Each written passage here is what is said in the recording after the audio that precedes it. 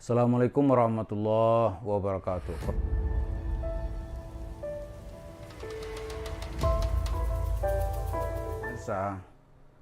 Semakin kita mendalami Islam, itu semakin enak hidup kita.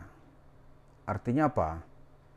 Kita nggak gampang tuh ditipu oleh orang-orang yang menjual-jual agama. Contohnya, apa itu khususiat al-Islam?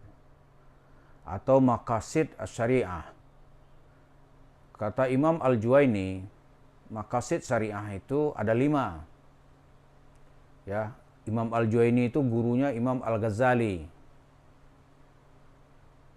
Imam Al-Ghazali yang disebut dengan Hujjatul Islam, Abu Hamid Al-Ghazali. Ini bukunya yang terkenal di Indonesia itu Ihya Ulumuddin. Ada 5 yang disebut dengan daruriyat atau maqasid syariah.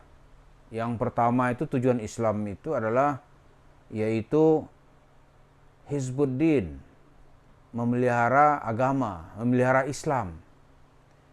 Yang kedua, Hizbun Nafs, memelihara jiwa. Yang ketiga, yang disebut Hizbul Akal. Akal kita harus dipelihara oleh Islam. Jadi Islam datang untuk mencerdaskan akal, untuk menghargai akal gitu. Yang keempat yaitu Hizbul Mal, memelihara harta. Yang kelima Hizbun Nasal awil Arad, memelihara keturunan atau kehormatan keturunan. Nah, dari cerita ini kita bisa melihat kalau seseorang bercerita agama, ini tidak akan jauh dari 5 pilar ini. Misalnya nih, Yusuf Mansur dengan petentang-petenteng itu mengambil harta masyarakat. Apakah itu namanya sedekah? Apakah namanya itu investasi? Kemudian dia berdalih, Anda nggak pernah makan duit. Anda nggak pernah makan riba. Ini sebetulnya kita lihat masuk dalam kategori Islam yaitu Hizbul Mal, memelihara harta. Di dalam Al-Quran itu kan banyak ya ayat-ayat. Misalnya begini, La ta'kulur riba. Jangan kalian makan riba. Makan riba itu kan nggak bisa dipahami secara letterleks. Makan gitu. Kalau makan riba dilarang. Kalau usaha riba boleh gitu. Makan riba orang paham itu dilarang gitu. Terus mendapatkan uang secara riba nggak apa-apa gitu. Apalagi cerita semasa Anda nggak pernah makan duit. Itu kan terlalu abstrak. Mana ada orang makan materi duit. Makanannya nasi gitu. Emangnya orang ini goblok semua nih mau dia tipuin gitu. Dia nggak begitu.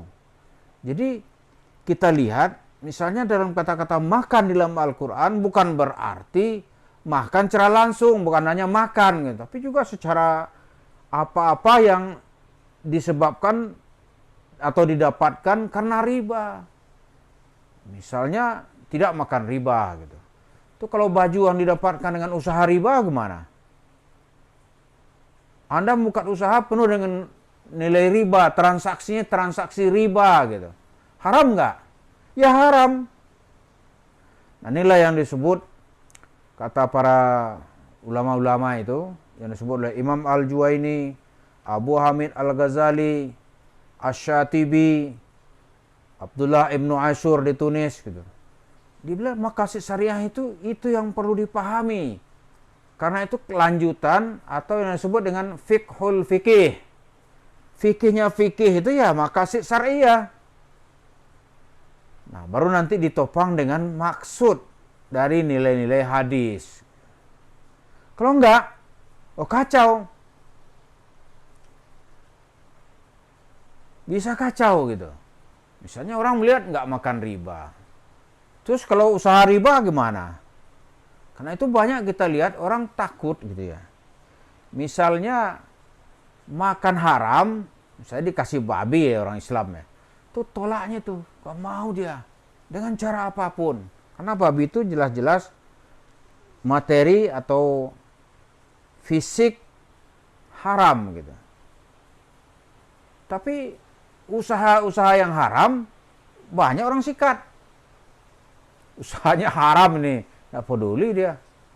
Ini karyawannya tidak dia gaji dengan benar gitu, kan haram itu. Nggak ada urusan tipu-tipu dia dalam bisnis, itu dia anggap oke aja gitu. Tapi begitu dia kasih babi, dia tolak. Nah inilah yang dikembangkan cerita-cerita palsu, inilah yang diajarkan oleh Yusuf Mansur. Karena itu kita mengatakan ajaran yang dia bawa oleh Yusuf Mansur itu sesat dia. Dan menyesatkan orang. Karena nggak ada yang akan didapat oleh masyarakat atau jemaah mendengarkan cerita Yusuf Mansur itu kecuali kesia-siaan. Coba aja tanya Yusuf Mansur soal fikih itu, jawabnya pasti ngawur itu. Ngawur aja. Ngawur dia tuh. Jadi kalau kita mau membela harta gitu, ketika harta kita diambil orang, kita mau ambil lagi gitu, itu jihad hukumnya.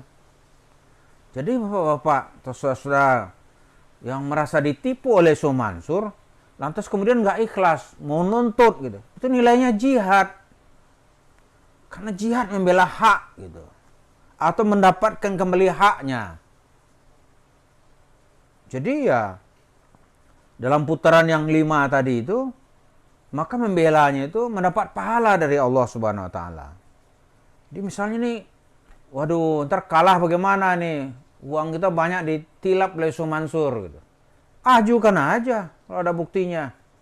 Karena sebegitu kita melangkah mencari hak-hak hukum, di saat itu tiap hari malaikat mencatat pahala kita gitu. Mencatat.